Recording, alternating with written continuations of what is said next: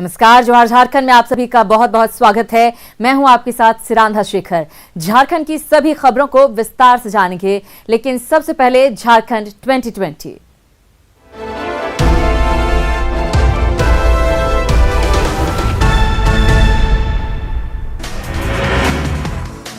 जमशेदपुर में मोबाइल और पर्स छिनतई कर अपराधी पुलिस को चुनौती दे रहे थे। इसे देखते हुए पुलिस ने टीम का गठन किया, जिसने छिनतई गिरोह के 5 सदस्यों को गिरफ्तार किया। एसएसपी के मुताबिक नशा और पेट्रोल भरवाने के लिए ये अपराधी वारदातों को अंजाम देते थे। गिरोह के अन्य सदस्यों की तलाश जारी है। पाकुड़ के लिट्टीपाड़ा थाना के लेटबाड़ी गांव में विवाहिता की हत्या कर दी गई। अवैध संबंध का विरोध करने और दहेज की मांग पूरी नहीं किए जाने को परिजनों ने हत्या की वजह बताया है। पुलिस ने शिकायत के बाद सास और पति को हिरासत में ले लिया है। दुमका में सरैयाहाट थाना के चंदरा गांव के जंगल में पेड़ से लटका एक युवती का शव बरामद किया गया।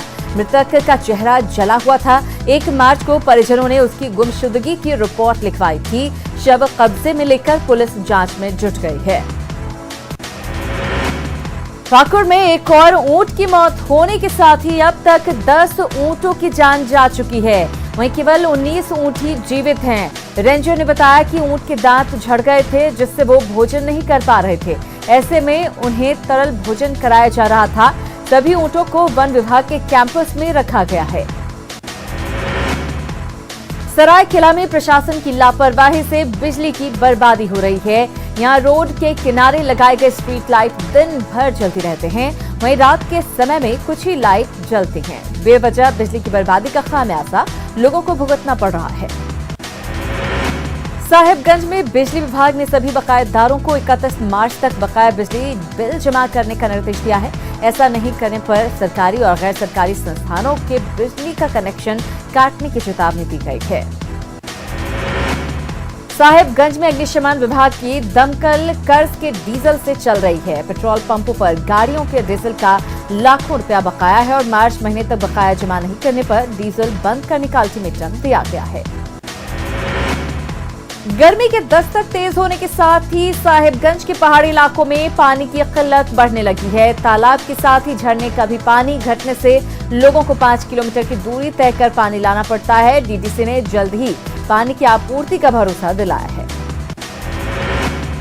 हजारीबाग में आरटीआई कार्यकर्ता, राजनीतिक पार्टियों के कार्यकर्ताओं के आम लोगों ने कलेक्ट्रेट के सामने धरना दिया। दरअसल लोह सिंघना थाना पुलिस ने आरटीआई एक्टिविस्ट राजेश मिश्रा को अफीम और ब्राउन शुगर रखने के आरोप में 2 दिन पहले गिरफ्तार कर जेल भेजा था। प्रदर्शनकारियों ने इसे षड्यंत्र बताते हुए उच्चस्तरीय जांच की मांग की है। पलामू के मेदिनीनगर शहर के बैरिया चौक से सतबरवा तक 26 किलोमीटर सड़क में बड़े बड़े गड्ढे हो गए हैं, जिन्हें लेकर लोगों को काफी मुश्किलों का सामना करना पड़ रहा है। साथ ही आए दिन सड़क हादसे होते रहते हैं। लोहरदगा में ग्रामीण क्षेत्रों के लोग बहुत दूर दूर से ब्लॉक अपने कामों को लेकर आते हैं, लेकिन पदाधिकारियों की गैर मौजूदगी के कारण लोगों को वापस लौटना पड़ता है। इसे लेकर लोगों में नाराजगी है। खूंटी में रांची पटना मुख्य मार्ग NH 31 पर घाटी में ट्रक पलटने से ड्राइवर और खलासी घायल हो गए। ट्रक में छड़ लदा हुआ था, जो पश्चिम बंगाल के पुरुलिया से नेपाल जा रहा था। इसी दौरान दूसरी दिशा से आ रहे ट्रक को बचाने में वो पलट गया। सदर अस्पताल में घायलों का इलाज चल रहा है। गुमला के दौरे पर आए बीजेपी किसान मोर्चा के प्रदेश अध्यक्ष पवन साहू ने सर्किट हाउस में कार्यकर्ताओं के साथ बैठक की। इस दौरान उन्होंने राज्य सरकार पर किसान विरोधी होने को लेकर आरोप लगाया। साथ ही सरकार पर किसानों की परेशानियों से मुंह मोड़ने का भी आरोप लगाया। धनबाद में बाघमारा CHC को डीसी ने मॉडल अस्पताल के रूप में विकसित किए जाने की घोषणा की थी, जिसके बाद अब योजना का ब्लूप्रिंट तैयार किया जा रहा है। स्वास्थ्य विभाग की टीम ने कैंपस का मुआयना किया, साथ ही इसे जल्द पूरा किए जाने का भरोसा दिया। खूंटी के तमाड़ में एसएसबी की 26वीं बटालियन ने हिंदरी डीह गांव में नागरिक कल्याण कार्यक्रम के तहत शिविर लगाकर लोगों के बीच सामानों का वितरण किया। इस दौरान कमांडेंट ने चाईबासा में नक्सली हमले के बाद जवानों का हौसला बढ़ाया, साथ ही नक्सलियों के खिलाफ लोगों से सहयोग की अपील की।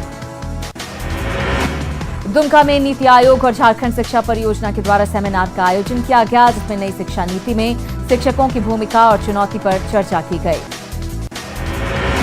सभी स्ट्रीट फूड वेंडर और खाद्य पदार्थों की बिक्री करने वालों के लिए फूड सेफ्टी लाइसेंस अनिवार्य कर दिया गया है। इसे देखते हुए जमशेदपुर प्रशासन की ओर से 2 दिवसीय शिविर का आयोजन किया गया। इसमें कारोबारियों की प्रक्रिया के बारे में बताया गया। जमशेदपुर में senior national role ball championship का आयोजन होने जा रहा है। ये टूर्नामेंट 11 मार्च से 15 मार्च तक चलेगा, जिसके मैच शहर के 2 स्टेडियम में खेले जाएंगे। टूर्नामेंट में अच्छा प्रदर्शन करने वाले खिलाड़ियों को नेशनल में खेलने का मौका मिलेगा। साहिबगंज में मंडरों और राजमहल के सीओ समेत कई पदाधिकारियों को बधाई दी गई। डीसी, डीडीसी समेत सभी कर्मचारियों ने उन्हें शुभकामनाएं दी। मंडरो सीओ सुनीता किस्कू और राजमहल सीओ सर चजनी एनी तिर्की का तबादला हो गया है। जमशेदपुर के पूर्व दिवंगत सांसद सुनील महतो की 14वीं पुण्यतिथि सरायकेला के गम्हरिया स्थित उनके समाधि स्थल पर मनाई गई। घाटशिला के बाघुड़िया में फुटबॉल मैच के दौरान उनकी हत्या कर दी गई थी। जेएमएम नेताओं ने उनकी हत्या की वजहों के खुलासे की मांग की है।